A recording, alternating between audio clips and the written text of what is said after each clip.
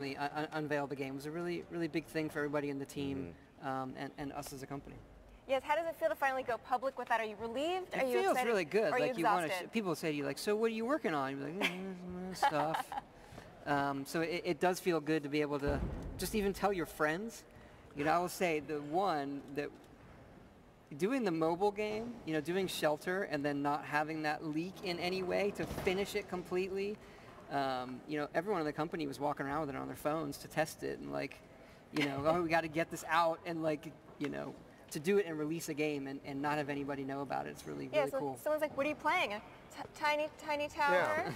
Yeah. it's far out Shelby. So, I mean, I've always been fascinated by what your team can accomplish. And I think, you know, as you pointed out at the beginning of your presentation, that level of detail. I mean, what is sort of the mood of you and all of your team as you're making something as big and massive as a game like Skyrim, but you're also focused on details that are just so small in particular? Well, you know, we want to get transported in a world. So I think there are little details that you want to have you know, be there no matter what, that you can touch everything. And we kind of get in these debates as far as what's the gameplay there.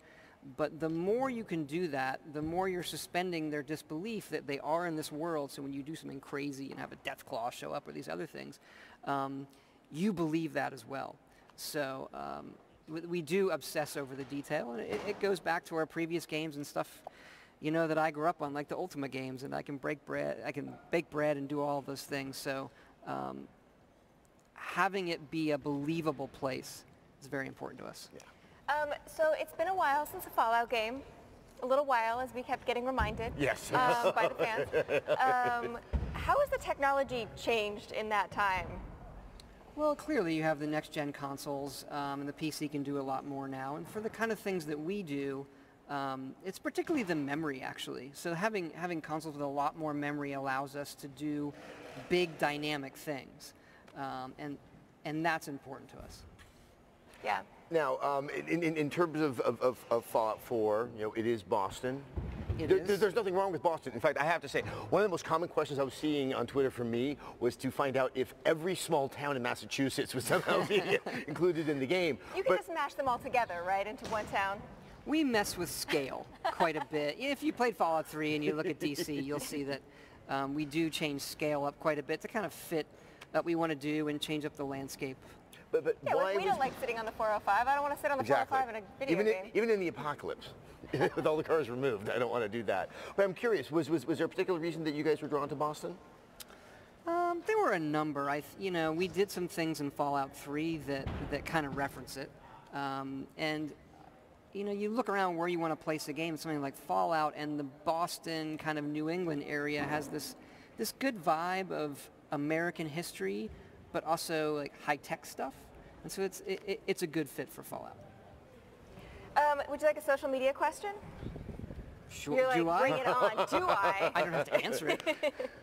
But they're still going to win that wonderful set of figurines, whether or not Todd is willing to answer this question. I did not get a figurine.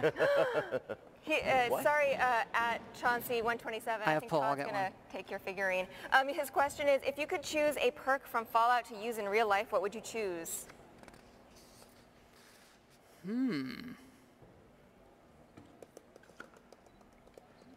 Mysterious stranger. Okay. You would? Yeah. No, I like that one. Yeah. Who's having a buddy? He's my friend, mysterious stranger. I happen to like that perk in the game a lot too, so that's a good one. I would say I was going through all like the Fallout 4 perks in my head, and the ones I like I don't want to reveal yet. Yeah. No, not that one, not that one. So we do have a challenging 6 months ahead of you. We'll be talking about that stuff later. I mean, we intentionally don't cover it here, and it's even in 30 minutes. It's tricky to give people a perspective on everything we're doing because, believe it or not, there is more. I'm sure. But something that you did talk about, which I think got a big cheer from the audience, everybody was excited about, was the ability to create a settlement. This is something I'm personally excited about. I know that I'm going to spend my entire time making settlements. How important is that to the game if somebody doesn't want to build? Are they going to be punished for that? They don't have to. You know, we've always done kind of loose decorating and house building in our previous games where you just buy a pack and someone decorates it. We notice people taking all of their items and decorating on their own. And when you look at Fallout, doing something like that, it just fits. And so, you know, there's other games that do that. Minecraft and those kind of things really inspire us. You'll see some of those inspiration on, you know, looking at how people build these really complex machines just in Minecraft with some simple stuff. And we felt that we could do that in a really cool way with the world of Fallout and our tech allowing it. And I think it kind of raises the level of where I could do interior decorating, which is sad mattress in the corner and, you know, some airplane chairs over there. That's kind of where my brain is. But what really is neat, and it fits with that and more that you showed, is how everything in the game has this new sense of value. You know, you get all those objects, and you can break them down, and you can build so many objects out of it. Just from kind of a logistical perspective, I mean, how do you sort of account for how many things that can be made in the game and how many things can be turned into a component that can then be turned into something very, you know, fun and useful? Our designers crunch a lot of numbers, so we can look at how that breaks down. But there's also this moment like what feels right. Some of that stuff, and you'll see it in the video, is perk gated. But having all of those things have value actually has changed the gameplay in ways we didn't expect. Like usually in our games, people might collect that stuff and it's all for selling, that's your main way of getting money. But now you realize, like when we're playing, if you find like, you know, a lamp, that has good stuff, like don't sell the lamp. So you end up hoarding, I believe. You end up hoarding, but like it changes the balance of the game in a very interesting way, where you're not immediately, I'm going to take this and sell it, I'm going to take this and sell it, I'm going to take this and sell it, because you're looking at everything saying, I'm going to take this, and do I want to sell it? It has a filament in it, and I need that for, oh, what do I? And so it's got a nice tension just in the junk. Does that make sense? You know, that's do you think that as a player you'll start to develop kind of an interesting taxonomy? That's something that in our present day may, okay, that's a stupid lamp, but they were saying, oh, hold on, that's a lamp. I think maybe if I get 4 more lamps, I can go on a lamp quest. Yeah, there are these. We do have it's referenced in 3, the Giddy Up Buttercup. It's like a play robotic horse. Yeah. And it has tons of screws, which are really important. So whenever you see a Giddy Up Buttercup, like, oh, jackpot for screws. I need screws to build this thing I want to build. So we're going to go back to another social media. This is from @number 4 all out.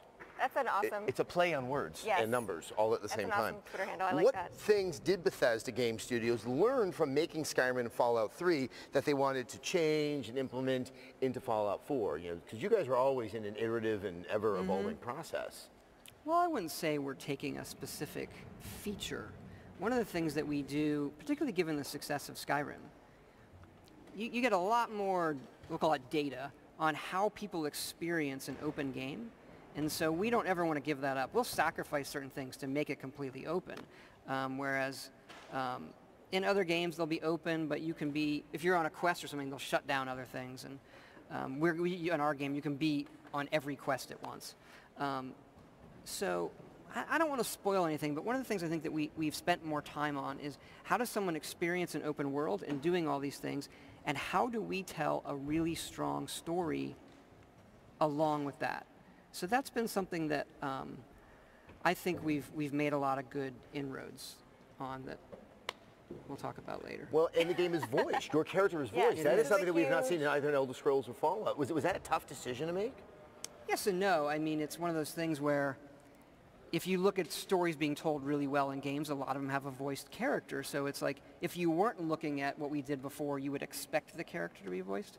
And our main kind of anxiety with doing a voice character was finding the right voices. We have 2 great actors doing the male and the female, and they've been fabulous. And also how much time they had, because we didn't want that to hold back any of our writing. So each of them they've been recording stuff for the last 2 years. They've each recorded over 13,000 lines of dialogue. So it's a lot of time in the studio for an actor. And it's really come out great and allows us to do some storytelling and emotional moments that we quite couldn't hit before. We have something fun over here that I'm going to sneak off camera magic. You introduced it. And grab it. Oh, yeah, that's awesome. So we just saw a picture of this in the actual showcase, but we get to sit here and play with it. I know, you guys. Yeah. It's cool. Now, obviously, that's where your phone would go, and you had to have the second screen experience. Right. Obviously, you don't need this. That's a temporary screen right now. But Right. yeah. That's. This is a fake little. Imagine. And that's it where does phones have are. foam inserts, so it has foam inserts to really hold well all the popular smartphones. And they And you probably could probably even make a phone an I insert. think it does come with one where you could, yeah. You It's could just fairly cut it. easy. Yeah. Yeah, it comes with a little stack of them. Yeah. It really came out great. It does light up too. Like it has. Does that Oh, one do there it? is. I know. Let's see. The power The button. power button. Yeah. There we go. So it does have power. That power doesn't do anything to your phone. That's all for touch it. But it does. It lights up. It has a base too. That's cool. So you can set it up. We wanted to make it really wearable. We know our fans like to. Hey, you're gonna wear it when you play the game. Yeah. The cosplay. So it has the straps inside. It doesn't. It's a very wearable smartwatch. No, it's the smarter watch. I think that's how I'm going to start regarding it. I But no, definitely it's- liked in the video how you heard the sound of the Pip-Boy booting up. I feel like that's the sort of that old hard drive sound. that I feel Yeah, like yep. people don't know what that is anymore. And so this comes on sale with the special edition. I think We're calling it the Pip-Boy edition. Yes. the Pip-Boy edition. That's going to go on sale for pre-orders in a few days. Is that correct? My understanding is it'll probably be up right away. We wanted to hold back the announcement Right. for Yeah. tonight, so I don't know. It takes a little time for retail to prop everything. But, we don't want to tell them because they always leak it. Yes, so, we do. You always see it on the Best Buy we'd rather have a website. little delay and when you can buy it than hear about it beforehand. But Shelter, that is available, I believe, right now. Yeah, Apple was, People they're pressing are the out button. there. It takes a while for the servers to kind of, roll across the globe. So I honestly don't know it depends what server You've you're been a little connected to. busy for the past couple of hours, I would Well, have to it's the say. first time we've done it, so I don't know, how long does it take to be available where we are? Yeah. Is it in a half hour or is it in 3 hours? I Well, don't know. it really is the cherry on one sort of marvelous Sunday that we've experienced throughout this entire evening. Todd, thank you so Thank you guys for much I have for to joining say, us. it is great seeing you two back doing this. It's I been have fun. really a lot of fond memories doing the show and just having you be a part of this. It's awesome. Well, you know what? You're the guy we would do it for, so I Thank you. think it Thank all you. worked out very, Thank you. very well. All right, guys, that is it from the Bethesda E3 Showcase at the Dolby Theater.